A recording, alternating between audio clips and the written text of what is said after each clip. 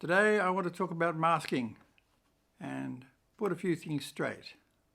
Masking is a form of behaviour that human beings adopt when they're not asleep or under a general anaesthetic. Masking is adopted to attract the approval of your peers, perhaps for some specific reason, for example, to get their applause or to win a prize. If you do it right, your mummy, your teacher, or your boss gives you a cookie. If you mess it up, no cookie. So how did you go? Masking has been associated with autists as if we were the only ones who did it and as if we were bad. In other words, as if we had something to hide. But we are not bad, we are lovely. And we are not masking our pain or our feelings to sell you something, a used car, for example, to spread gossip or innuendo or lies.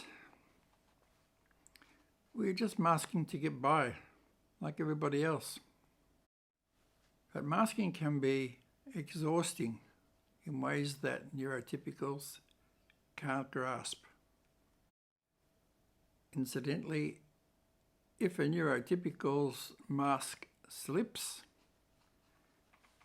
her friends will just ask her what's wrong, and then she will invent a lie, and then the conversation will carry on again. If there happens to be an autist in the bunch, she'll observe this behaviour, she'll make a note of it, she'll go home, she'll rehearse it in front of the mirror, she might even make up a script so that she can repeat the excuse that was used, and then she'll slip it into the conversation the next time she's with those people. Hello my dear friends, and welcome to the Autistic Chronicles. Today is Thursday, the 7th of March 2024. If you're new to this channel, please give it a thumbs up, subscribe, and hit the notifications bell so you can be notified of future videos. Today I want to talk about masking, why we do it, how we do it, and the price we pay for it. Masking has a social value. Neurotypicals love it. People use masking as a powerful evil. Those people who have white lab coats and who get around with badges on their hats. Beware. Be very aware. Most neurotypicals have never heard of masking. They have no idea what it is. They do it all the time. It's part of the normal behavioural repertoire, and it's the way they conduct themselves. The only neurotypicals who know quite a lot about masking are psychologists and professional actors who know it in intimate detail and use it to make a living. Identified autists know what they have to do to fit in and how far they can go before they get spotted as weirdos. Autists that aren't identified, which is most of them, do their best to fit in and usually end up wondering why it all went wrong. This is a fair description of my life up until about 10 years ago. Whatever successes I've enjoyed in spite of being autistic. But then at a certain point, I began to slowly disengage from the hive.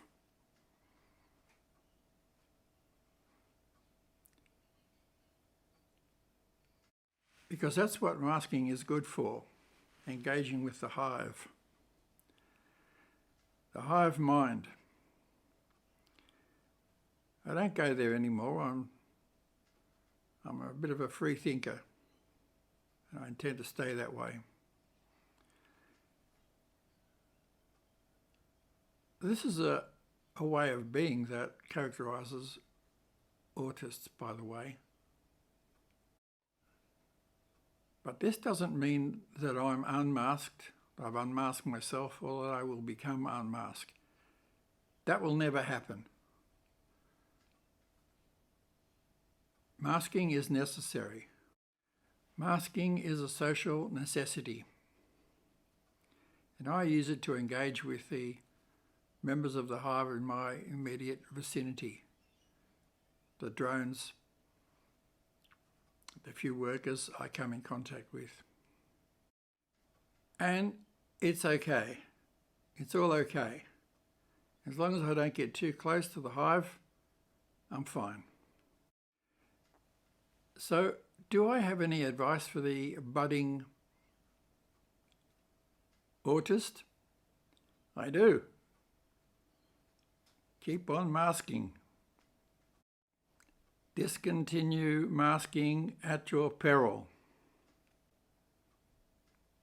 This newfound knowledge of yours can be used as a power for good, like Spider-Man, and not for evil. A lot of people use masking as a power for evil. Those people who have white lab coats and who get around with badges on their hats. Beware. Be very aware. I'm just saying that before you start fooling around with the mask, be aware of those people out there that you've got to interact with. And above all, when you're out there on the outside, do not play the autism card, except in emergencies. I'll say it again. Do not play the autism card. You'll get pounced on. At least don't play the autism card in the presence of strangers. That's just for emergencies, okay? So let's recap. Masking has its uses. 1. Gaining acceptance. We all need it. Lubricating the conversation, which is something that autists are surprisingly good at. Witness those wonderful people who make videos about autism who are autistic. I'm amazed at some of them. Use it to entertain people if you must. Some of the greatest actors, I suspect most of them, like Sir Anthony Hopkins, are autistics. Use masking for enrolling others in your project. They will respond to your enthusiasm. Masking is useful for getting life-sustaining attention, especially if you're a baby. But masking has its risks. One may be unintentionally misunderstood. Masking always creates stress, which may be fine for neurotypicals, but isn't so fine for us. Masking always requires recovery and some kind of rest. Mask slippage will be deemed inappropriate and may result in you being judged unfairly and perhaps relegated. Masking may be regarded as a form of disingenuousness. Masking may cause physical problems in autists because of the stress. For example, seizures. Now to the difference between the way men mask and women mask. Is there a difference? You bet there is. Women are social creatures. Their lives take place in the hive. Their currency is information. To others, to men, it sounds like gossip, but there's more to it than that. As I said, gossip is currency in the hive, and women need it to get by. I think a lot of the currency has to do with family life and prospects of family life, but I'm just guessing. I wouldn't have a clue. But the ability of women to maintain life in the hive at a frenzied level is nothing short of supernatural. Of course, stress levels hit women hard. That may cause all kinds of problems for them, psychological problems, especially depression. If they're working women and they spend the day outside, when they get home, it's hard for them to relax. Men, on the other hand, use masking to augment their moral strength. A man who is aware of his intrinsic moral power will use it sparingly and judiciously. Witness the captain of a football team on the field. It's hard to tell which one he is. Sometimes he exerts his power very subtly, while an intrinsically weak man will use masking to generate his tough guy persona. He will be attracted to uniforms, weapons, and the use of force. Now a word about unmasking. If I hear one more person say on the internet that it's lovely to unmask finally, I'll scream. Let's be clear. Talk of unmasking is piffle. Look, I don't care if you're neuro this or neuro that. Talk of unmasking is just rubbish. I don't care if you're a Martian. Unmasking is dangerous. That's not Tuig's law. That's the law of the flaming jungle, the urban jungle. So get used to it, lovely people. There's a popular view that we're all people. Each one of us is a person. And we're entitled to be persons. And we should just be able to get out there and be the person that we are. I strongly recommend that before you decide that you want to exert your personhood, think about it. Especially if you've never been arrested, falsely arrested, locked up, threatened, and so on, by the police, as I have.